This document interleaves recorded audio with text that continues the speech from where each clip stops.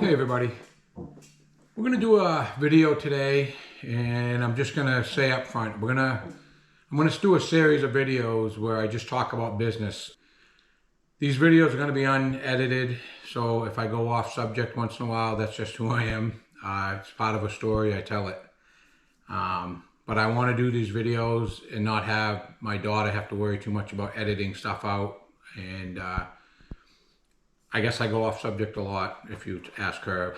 But I want to do these a series of videos as time goes on. Just a lot of people ask me questions, either from my YouTube videos, on my email, in person. I have a handful of younger guys that started businesses up here. Some of them are landscape, some of them are construction business. And I actually had a couple people early spring. One of them was on a day we were plowing. I stopped to get a coffee. A guy that's been in business probably 20, 21 years was asking me some questions, and I didn't tell him I had a YouTube channel, but he said that day he made some business decisions that he wished he didn't. And I think having conversations like this, I don't know what we're going to call these videos, but I think I wish when I was younger, I would have had maybe there was YouTube stuff started, going then, but I wish I could have went on and watched other people and said, hey, this is what I did and it was a mistake, or this worked for me. And because it worked for me or didn't work for me, doesn't mean that's what's going to happen to you. But there are decisions you make business-wise that can make you or break you. And one of the biggest things people are asking me right now is like, what would you do if you were starting again? And I'm honest, like I said, some of the younger guys are really taking to heart what I say. Other ones want to know what I have to say, then they do just the opposite. And one of the biggest things I think you need to make a decision on when you're going to start a business, like landscaping is a big variation of what people call me up all the time, want me to mow grass. I said, I don't really mow grass. They're like, but you're a landscape company. To me, a landscape company can either be the lawn care end of it or the construction end of it. And if you're a small company, you should choose one or the other. You shouldn't do both. Number one, once you get a bunch of lawn care contracts going, it's time consuming. But you can make way more money at that now than you could when I started this business. I mean, back when I started this, you were happy to get $25, $35 a week lawn. And I'm not saying I didn't have some that were more than that, but the average lawn back when I started doing it was probably $25 to $35, which is still good money if you got 5 in the same area. But I want to do these videos and explain the do's and don'ts that worked for me or didn't work for me.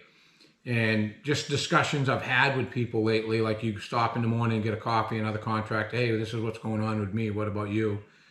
But I've seen some guys starting out that will really spend a lot of money. I mean, thousands of dollars getting geared up to be a lawn care company. Then they get going in it 3 or 4 months, and people are asking them, hey, do you think you can do this? You can do that. Then they go out and they had the credit to stretch themselves out. So then they go out and buy an excavator that's 50 or 60 grand, or they buy a backhoe, or buy a farm tractor with a backhoe on it, and they have a lot of money out. And one of them did, a couple people did that in my town that talked to me quite a bit about business. They're not afraid to ask me a question like, hey, thinking about doing this, what do you think?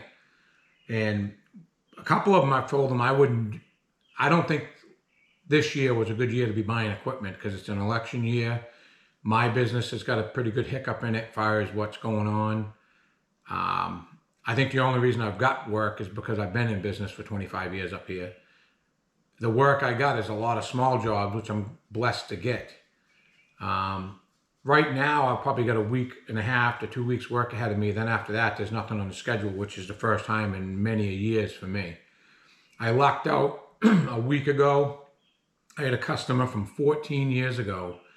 I gave her a price on doing some stuff for her, and she called out of the blue a week or so ago and said, hey, I want to do that. I know it's going to be more because it's been years, but she finally wants to pull the trigger on doing that project. So I'm not going to get rich, but it's going to keep me busy 3 days a week for the rest of the summer, which is, I'm happy with that. And it will probably keep me from chasing some other work I really don't want to do. But I'm that guy. I say I don't do lawn care, but if that's what it takes to pay my bills in the next couple of years, I'm not going to say no to it. Um, I'm just that guy. I don't believe I'm ever going to retire. I'm going to do what I call semi-retire. I'm going to get it so that I'm working like 30 hours a week in this business. I could probably retire earlier than a lot of people if I wanted to live real thrifty. I don't want to do that. I work for people all the time that tell me, well, geez, we both retired when we're 62 or 63, but now we don't feel like we have the money to do stuff. So I'm not the guy that's fighting to get to the point where I can retire. I just want to, I want to work, but have freedom, I guess so that's what I'm looking for in life anyways. That may not be your case. But anyways, what spiked this, I want to start doing videos like this because there's questions I've been asked about equipment and what I've seen happen into some of the companies local to me. Some of them, like I got guys on YouTube that get a hold of me from Massachusetts, Connecticut, Southern New Hampshire. I think one's in Northern New Hampshire, but just they watch my YouTube video on something, they'll ask me a question. A couple people call me on my business line and surprised that I answered and would talk to them, but I'm like, why not? It's like, number one, I don't care how big I get on YouTube, I'm always going to answer people's questions the best I can in a timely manner, if I can. I do understand these guys that get 6,000 or even like 600,000 followers, you can't get back to everybody. I understand where they're coming from too, but my YouTube channel is something I'm doing. I don't want to become a professional YouTuber, and a lot of guys do. A lot of your lawn care businesses now have become YouTube channels. They're not really worried about making a buck doing landscaping. They want to do a song and dance that keeps you watching them. My YouTube channel is about my business, and I want to explain to people what worked for me, didn't work for me. I'd like to have it so people can watch my videos and learn that are trying to start a business, or even if you're in business, maybe before you make a business decision, I might explain something that might deter you from doing that or make you go that route. But a couple of the discussions I've had lately is a couple guys are like, they started businesses in the last 3 years, and a couple of them really, they kept a regular job. Like that's something I'm going to suggest if you're going to get into the landscape business. Keep your regular job while you got good credit and a job that when you go to borrow money, you're going to be able to borrow that money. Because that's something, when you first become self-employed, you're going to have 4 or 5 years where it's pretty difficult to buy something. I don't care if your credit score is 800.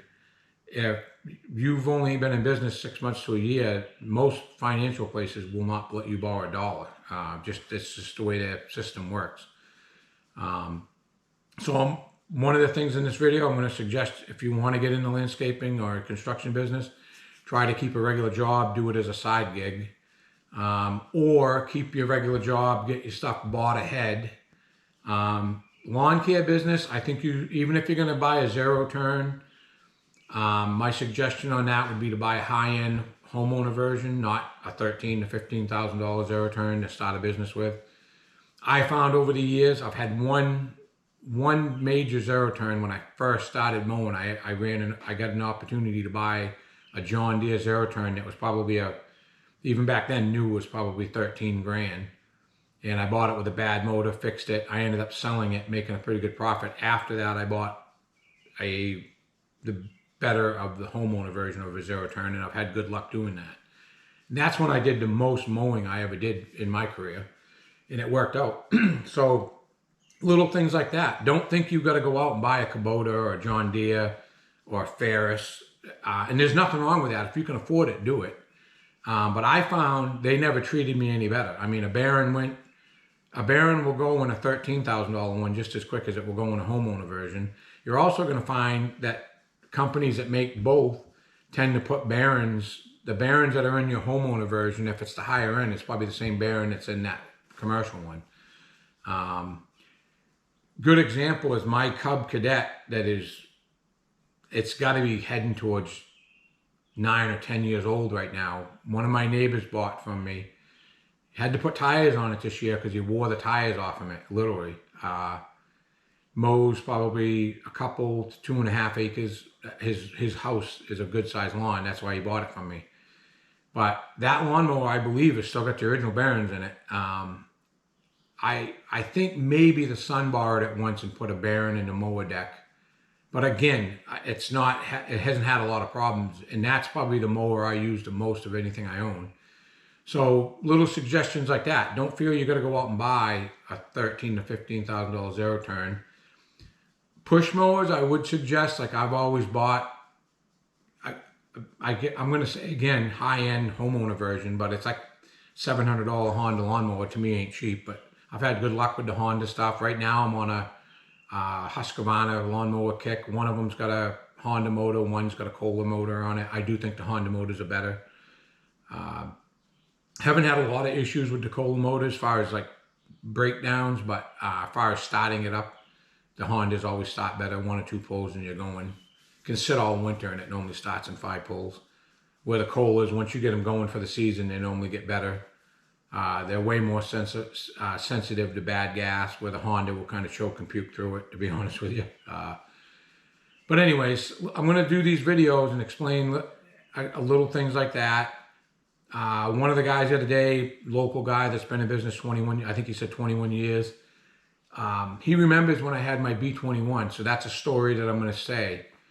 He has a 20 horse and a 25 horse farm tractor. One of them that he bought, both of them bought brand new, but one of them he bought with a backhoe on it, which was a I think it was $10,300. He said they would get a backhoe put on it.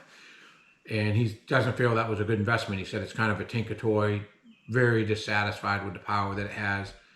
And he asked me about my B21 back, and I haven't had that for years now. I traded that, I believe, probably 8 or 10 pieces of equipment ago. It earned its keep, and I had a chance. It was one of those deals. Kubota offered me way more money than I thought I was going to get on the trade-in, so I let him take it. I think I might have got, it's whatever I bought before the KX71, so it's been years anyways. But I told him, I said, I chose the B21 because it's actually a tractor-loader backhoe that Kubota sells. It's considered a commercial piece of equipment.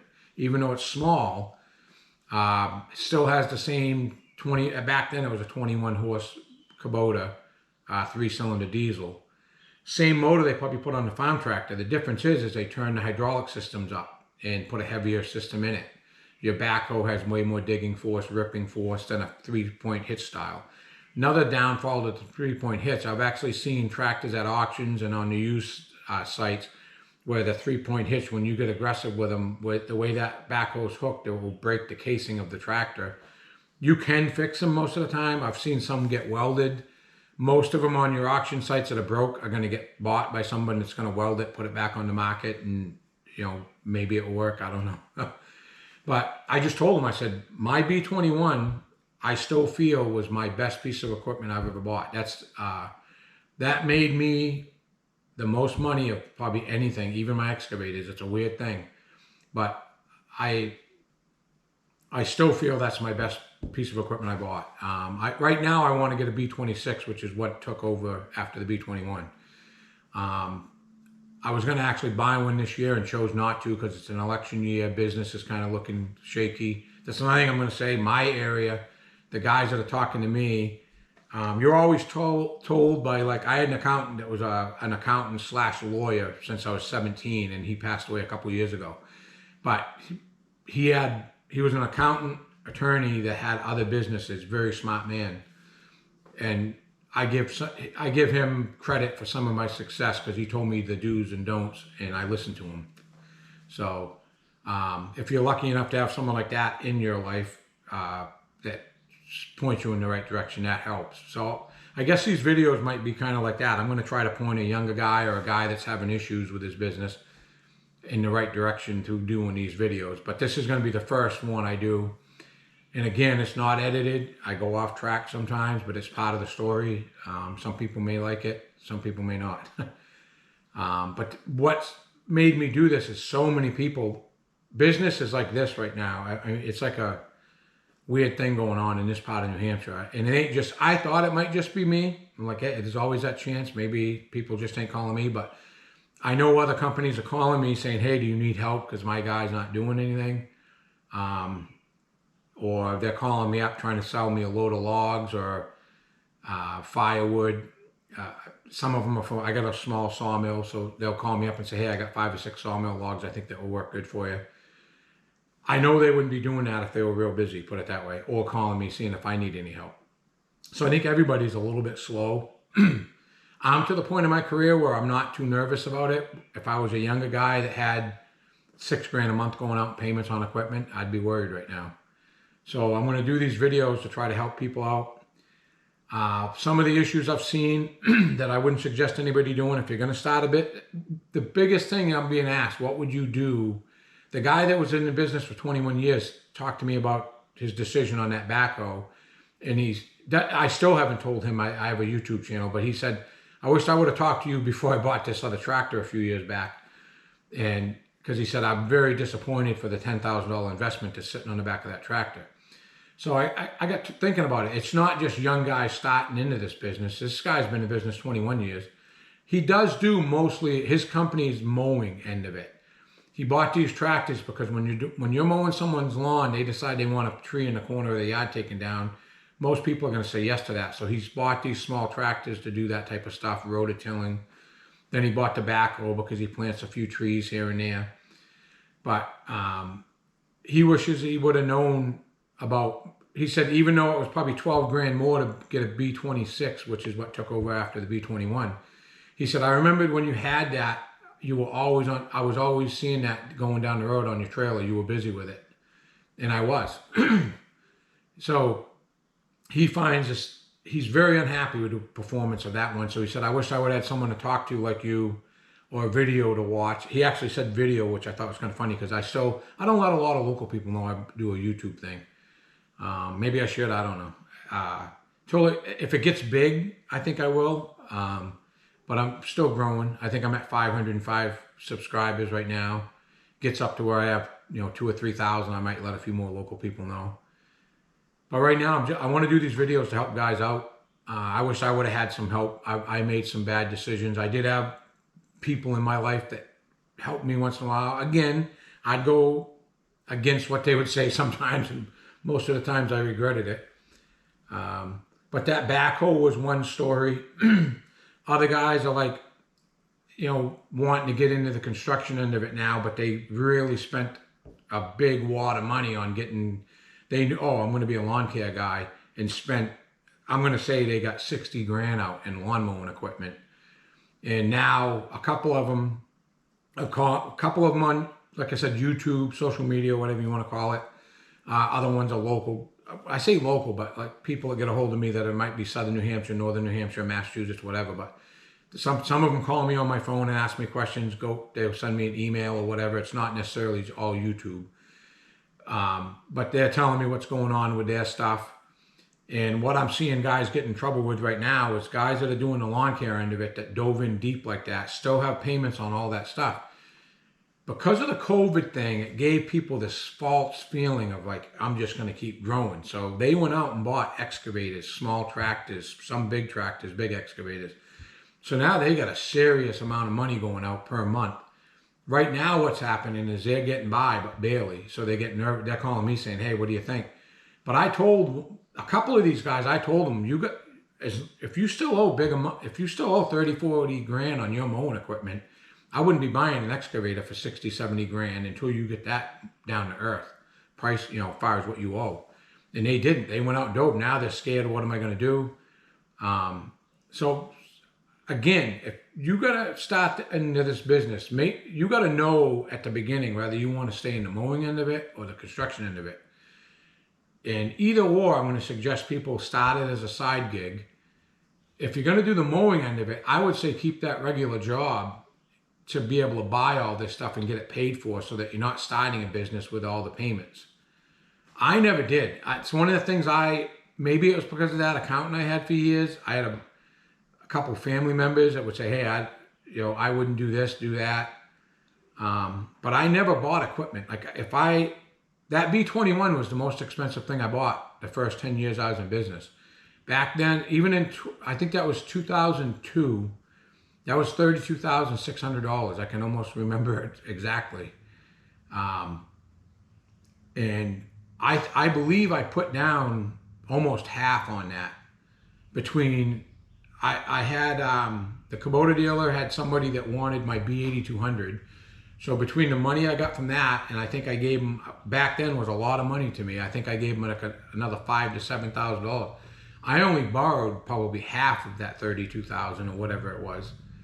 And I'm going to suggest that to everybody. I would never buy a piece of equipment for $32,000 and walk out that door owing $32,000. If you're not in a position where you're putting a good chunk of money down on it, you don't need it. Or you're not ready to be buying it, is how I would look at it. So that would be one suggestion I'd make to somebody starting out or in business that's having these issues. Again, if you got all kinds of money in mowing equipment and then all of a sudden you want to shift your business that way, maybe sell that mowing equipment. I know one of the guys that's talked to me quite a bit lately said that he's glad he kept the mowing equipment because that seems to be what's keeping the ball rolling for him and keeping his payments paid. One of them's got an excavator that's really not doing a lot of work right now, and that's the biggest payment he's got. And he said, I'm paying that payment by mowing. And he's like, oh, I hate doing the mowing end of it now. You get that taste of making the bigger money, but that bigger money comes with a cost. I mean, you're making bigger money because you've got bigger payments. If I had to do it again right now, with the money that people are making mowing grass, I would probably give some serious thought about getting into it and doing it right. I mean, I think the more professional you look, I don't think it's hard to get to work. Even that's gonna, like, money's getting tight in my area of New Hampshire right now. And someone that's paying you $75 to $125 a week to mow their grass is probably gonna stop doing that if money gets tight. Even well-to-do people during an election year sometimes get pretty conservative with their money. And if things get real bad, which my personal thing with what's going on with the United States right now, election year plus looking at just everything, it's got everybody scared. I know I'm a little nervous about what's going to go on. I was going to buy a backhoe this year. I decided not to, and I really wanted to buy another B26 this year, so I have that tractor loader backhoe. Again, I've got work. I don't have a lot of work. I've probably got the least work ahead of me that I've had in, I'm going to say 5 to 7 years. I'm normally booked out. Like right now, I'm normally booked out. It's, what is it, July 6th right now. And I'm normally booked out until snow flies. And I normally have work left over that goes into the following season. This year, I started this season with nothing on the books. That's the first time that's happened in probably 7 years. Normally, I look at stuff, like right now, I'm normally out giving estimates on projects I'm not going to do till the following season. And my phone ain't ringing. So I think people are very nervous about what's going on. And that's another thing I want to get out in these videos. I think I'd be a little skeptical about spending big money. There are some guys I've talked to that are still pretty busy, but I really think it's going to come to an end. So we're going to end this video here. I think it's going to be a good thing for people to be able to watch and maybe get some ideas that will help them in their business. Maybe not make a bad decision. We'll see. I think it's going to be a good series of videos. The next video that I got coming out will probably be like 3 or 4 or 5 subjects, whatever it ends up being. I'm going to try to keep them so they're like 18-minute videos and go that route and see what happens. I think they'll do well. I really do. I have a handful of guys that watch me that are new to the business. Some of them, and like I said, I ran into people this winter that have been in business as long as I have that wish they would have had someone tell them some of these stories. They also told me stories like in my case, I learned a lot of things the hard way. Maybe we can save you from doing that. So again, I'm going to say, if you like my content, please like and subscribe. And thanks for watching.